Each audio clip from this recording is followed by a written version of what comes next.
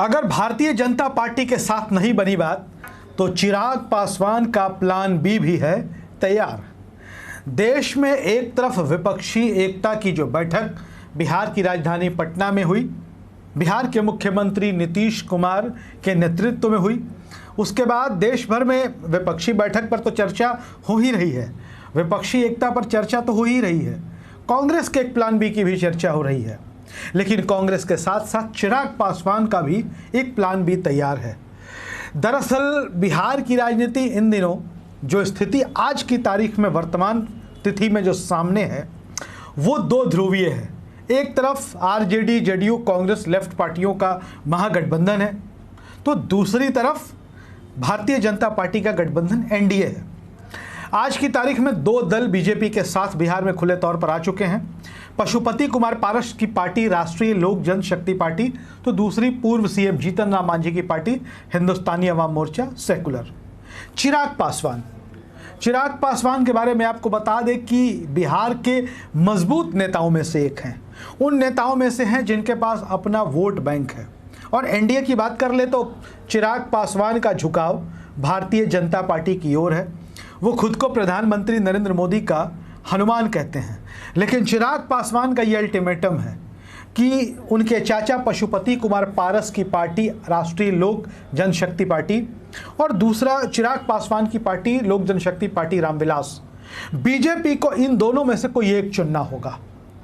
और आज की तारीख में जो परिस्थिति है, बीजेपी अभी तक यह फैसला नहीं कर पाई है कि वो किसे चुनेगी, चिराग पासवान को या पारस को।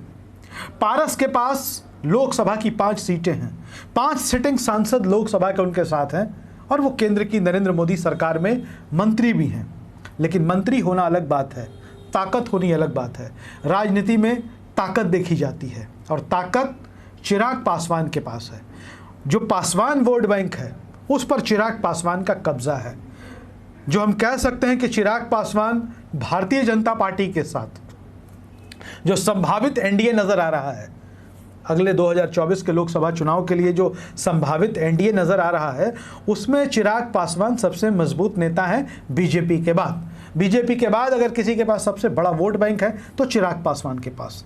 लेकिन बीजेपी जब तय नहीं कर पा रही है कि चिराग या पारस में से वो किसी एक को किसे चुनेगी, तो चिराग पासवान का प्लान बी भी है तैयार। चिराग पासवान बिहार विधानसभा का चुनाव अकेले लड़कर देख चुके हैं।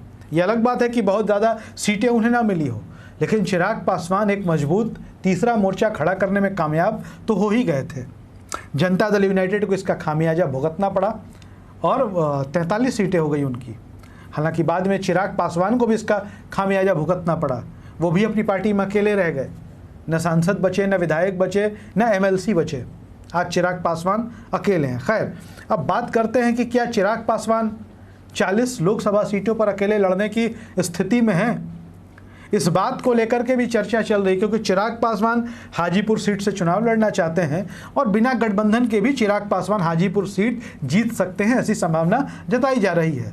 बच गई बाकी की 39 सीटें। तो जिस तरीके से जो चिराग पासवान की मांग, हालांकि ऑफिशियल कोई अनाउंसमेंट नहीं है, आधिकारिक तौर पर यह नहीं बताया गया है कि चिराग पासवान कितनी सीटें चाहते हैं, लेकिन कहा जा रहा है कि उन्हें 6 लोकसभा की सीटें और 1 राज्यसभा की सीट, मतलब 2019 में जो उनके पिता के साथ गठबंधन में भारतीय जनता पार्टी और एनडीए के साथ जो उन्हें हिस्सेदारी मिली थी, वही हिस्सेदारी चिराग पासवान चाहते हैं। हालांकि वोट बैंक के लिहाज से देखें तो चिराग पासवान की ये मांग बुरी भी नहीं है। चिराग पासवान बहुत ज़्यादा मांग भी नहीं रहे हैं। चिराग पासवान 6 लोकसभा और अगर 1 राज्यसभा की सीटों की डिमांड करते हैं बीजेपी से अपने वोट बैंक की बदौलत, अपने वोटों के लिए, तो इसमें कोई बुराई नहीं है, क्योंकि चिराग पासवान में ताकत है कि वो अपने वोट बैंक को ट्रांसफ़र करा सकते हैं। तो ऐसे में एक चर्चा चिराग पासवान की पार्टी के भीतर चल रही है कि आने वाला लोकसभा का चुनाव अकेले लड़ा जाए। चिराग पासवान ने विधानसभा का चुनाव अकेले लड़ा तो उनकी पार्टी मजबूत हुई, चिराग पासवान का संगठन मजबूत हुआ, उनके साथ बड़ी संख्या में लोग जुड़े। ऐसे में लोकसभा चुनाव अगर वो लड़ते हैं तो वो सब जितनी पार्टियां हैं, जितने भी गठबंधन हैं, सबको उनकी असली हैसियत चिराग पासवान दिखा सकते हैं। चिराग पासवान इसमें सक्षम है। चिराग पासवान सीट की पार्टी सीटें निकाल सकती है। लोकसभा और विधानसभा के चुनाव में फ़र्क होता है। विधानसभा चुनाव में पहली बार चिराग पासवान इस तरीके से लड़ रहे थे, उसके बाद चिराग का कुनबा मजबूत हुआ है। तो ऐसे में जो प्लान बी है वो प्लान बी यही है कि संभव है कि चिराग पासवान कई छोटे सहयोगियों को लेकर लोकसभा के चुनाव में जा सकते हैं और 40 सीटों पर चुनाव लड़ सकते हैं। देखना दिलचस्प होगा कि भारतीय जनता पार्टी कैसे मैनेज करती है चिराग पासवान को, और अगर चिराग पासवान मैनेज नहीं होते हैं तो उनका प्लान बी तैयार है, और प्लान बी के हिसाब से चिराग पासवान की पार्टी या उनका कोई गठबंधन, कोई थर्ड फ्रंट सभी सीटों पर लड़ता हुआ नजर आ जाए बिहार की लोकसभा की 40 सीटों पर, तो आश्चर्य नहीं होना चाहिए। आपको चिराग पासवान कैसे नेता लगते हैं? कमेंट बॉक्स में ज़रूर लिखिएगा। धन्यवाद।